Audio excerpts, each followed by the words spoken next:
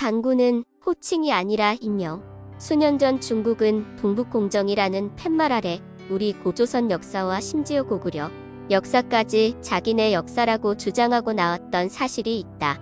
우리 역사학계가 고조선에 대하여 미적거리고 있을 때 중국은 자기네 국익을 위하여 역사까지 왜곡해가는 망발을 서슴지 않고 있는 것이다.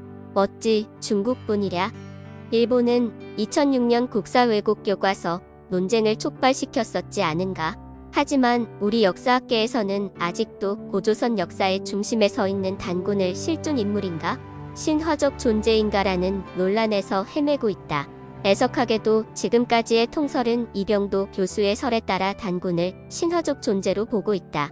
한편 그래도 다행인 것은 소위 민족사학 계열의 여러 학자들은 단군을 엄연한 실존인물로 보고 있다는 점이다. 그러나 민족사학계에서도 잘못된 점이 있다. 단군을 인명이 아니라 지배계층의 호칭으로 보고 있는 것은 명백히 잘못된 사실이다. 조희성 선생께서 1980년대 초에 우리 민족의 시조인 단군은 성경상에 나오는 야곱의 12아들 중 장자인 단이며 후세 사람들이 자신의 조상을 단이라고 부를 수 없어 임금 군을 뒤에 붙이게 되었다는 것을 일찌감치 발표하셨다. 조희성 이긴자께서 신의 능력으로 밝히신 이 내용은 단군 신화의 종지부를 찍는 중요한 문헌적 증거이다. 세계 역사학계에서는 성경상의 아브라함, 이삭, 야곱 등을 실존인물로 이미 인정하고 있다.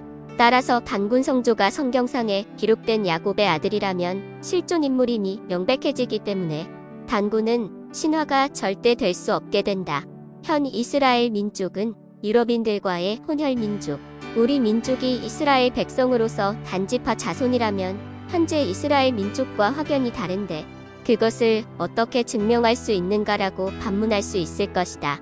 사실 이스라엘 민족은 우리나라 사람들처럼 조그마한 체형이었다.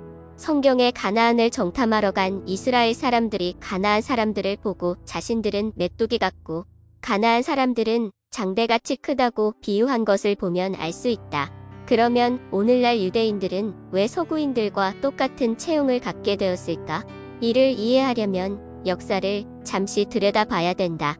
유태인들은 가나안 땅에 유다 왕국을 세우고 살았지만 로마 제국에 의해 멸망된 후부터 집도 절도 없이 떠돌아다니는 민족이 되었다.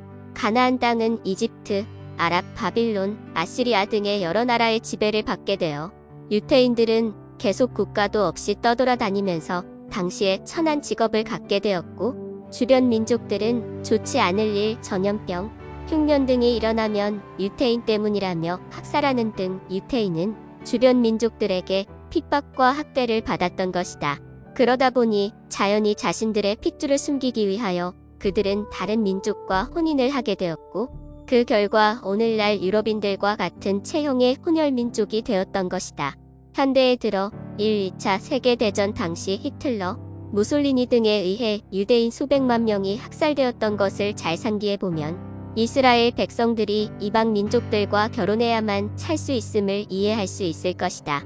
또한 우리 민족이 이스라엘 민족이라는 증거는 한국의 풍습과 유태인의 풍습이 매우 똑같다.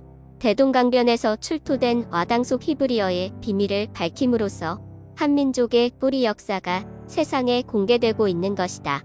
신의 능력으로 드러낸 와당 속의 히브리어, 특히 우리 민족이 이스라엘 민족이라는 결정적 증거는 대동강변 출토된 와당에 고대 히브리어가 씌어져 있다는 사실이다. 조희성 이긴자께서 1986년경 설교 시간에 청년들에게 국립중앙박물관에 가서 히브리어가 새겨진 와당을 가져올 것을 말씀하시니 신윤세를 비롯한 청년 여러 명이 국립중앙박물관에 가서 가져올 수 없기 때문에 사진을 찍어오게 되었다. 조희성 선생께서도 신학대학 시절 히브리어를 공부하였기 때문에 그 내용을 해석해 줄 수 있었지만 객관성을 확보하기 위하여 당시 서울대 종교학과 교수로 재직 중인 고 신사훈 교수에게 해석을 의뢰하게 되었고 신 교수는 도착했다. 신의 나라에 단결하여 들어가자 잠언을 지휘하는 사사가 다스린다로 해석해 주었다. 이 또한 조희성 선생은 신의 능력으로 아시고 발표하셨던 것이다. 대동강변에서 출토된 와당 속 히브리어에 비밀이 드러나고 있기 때문에 관심 있는 사람들의 눈길을 끌고 있다. 이러한 놀라운 사실을 책자 단군 선민의 역사 단자손의 발자취를 통하여 알렸으나 국내 학계에서는 전혀 반응을 보이지 않는 관계로 기자가 직접 이스라엘의 고대 히브리어 전문가 에드 그린스타인 교수에게서 와당에 적힌 글자가 고대 히브리어임을 확인받고 오게 되었다. 현재 학계에서는 고조선의 표지 유물로 고인돌과 세용동검 등을 들고 있다. 그런데 최근 명도전이 연나라 때의 화폐가 아니라 고조선 화폐로 추정하는 학자들이 많이 있는 모양이다. 명도전에는 문자가 새겨져 있는데 그 문자를 아직 해독하지 못했다고 한다.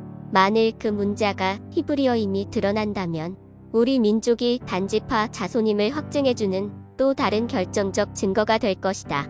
이스라엘 천손민족인 한민족의 뿌리와 또한 3000년 역사라는 것을 밝혀주길 바란다. 감사합니다.